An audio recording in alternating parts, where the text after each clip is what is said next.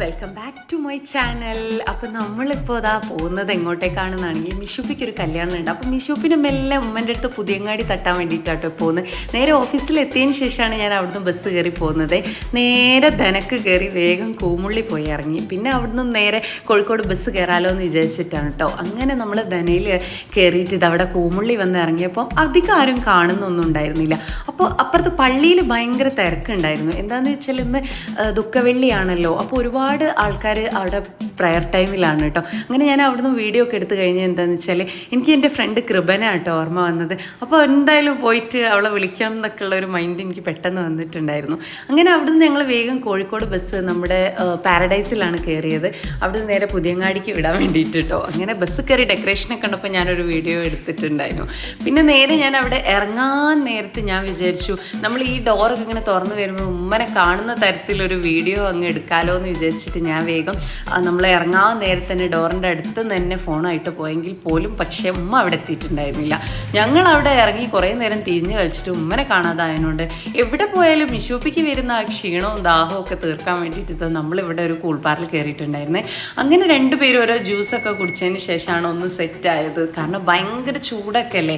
അപ്പോൾ എന്തായാലും ദാഹിക്കുമല്ലോ, അല്ലെങ്കിലും ദാഹിക്കും. അപ്പോൾ നമ്മളെന്താക്കി അങ്ങനെ അതാ 2 ലൈം ജ്യൂസൊക്കെ കുടിച്ച് കഴിഞ്ഞതിന് ശേഷം നമ്മളിങ്ങനെ പുറത്തേക്കൊന്ന് നിൽക്കുമ്പോഴുണ്ട് ഒരാളങ്ങനെ നടന്നു പോകുന്നു. ഇവിടുന്ന് ഞാൻ ഉമ്മാന്ന് വിളിച്ചപ്പോഴാട്ടോ ഉമ്മ എന്നെ കണ്ടത്.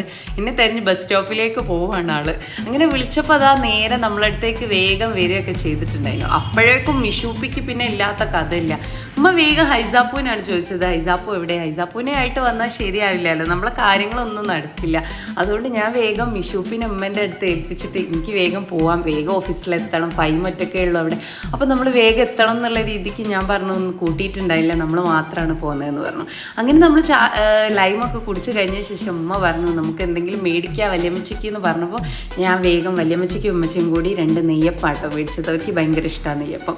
അങ്ങനെ അതൊക്കെ മേടിച്ച് കഴിഞ്ഞപ്പോൾ ഹൈസ എന്നോട് വരുമ്പോൾ മീൻ വാങ്ങണേ ഉമ്മ എന്ന് പറഞ്ഞിട്ടുണ്ടായിരുന്നു. അപ്പോൾ നമുക്ക് മീൻ വാങ്ങാൻ വേണ്ടി മാർക്കറ്റിലൊന്ന് പോയേക്കാന്ന് വിചാരിച്ചു. അങ്ങനെ ഞാനും ഉമ്മയും കൂടി മാർക്കറ്റിലേക്ക് അങ്ങോട്ട് പോയപ്പോൾ അതാ മീൻ ഒരുവിധം എല്ലാ മീനും ഉണ്ട് കേട്ടോ. അപ്പം ഞണ്ട് കണ്ടപ്പോൾ എനിക്കൊരു താല്പര്യം തോന്നി. കുട്ടികൾക്ക് ഇഷ്ടമാണല്ലോ പ്രത്യേകിച്ച് ഞണ്ട്. അങ്ങനെ വല്യമ്മച്ചിക്കും ഉമ്മച്ചിക്കും അയില മത്തിനോടൊക്കെയാണ് കൂടുതൽ താല്പര്യം. വല്യമ്മച്ചിക്ക് അധികം അയിലനോടാണ് ഇഷ്ടം.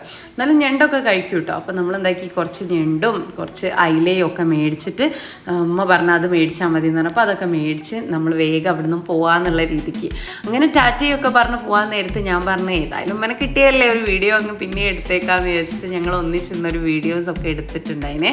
പിന്നെ അത് പോകുമ്പോൾ ബസ് സ്റ്റോപ്പിലേക്ക് നേരെ ഞങ്ങൾ അങ്ങോട്ട് നടന്നു പോയി. ഞാൻ ബസ് സ്റ്റോപ്പിലെത്തി പോസ്റ്റായി അവിടെ നിന്ന് ഒരു ടാറ്റയൊക്കെ പറഞ്ഞിട്ട് നേരെ മൂത്താൻ്റെ അങ്ങോട്ടേക്കാട്ടോ പോയത്. അവിടെ നിന്നാണ് ഇവർ കല്യാണത്തിന് പോകുന്നത്. അങ്ങനെ ഞാൻ 1 മണിക്കൂർ വരെ ബസ് കാത്തു നിന്നിട്ടുണ്ടായിരുന്നു. കാരണം അത്ര ടൈം എടുക്കും ചീറ്റിലോട് ബസ് വരാൻ വേണ്ടിയിട്ട്. പിന്നെ നമ്മളെ നാട്ടിലെത്തി.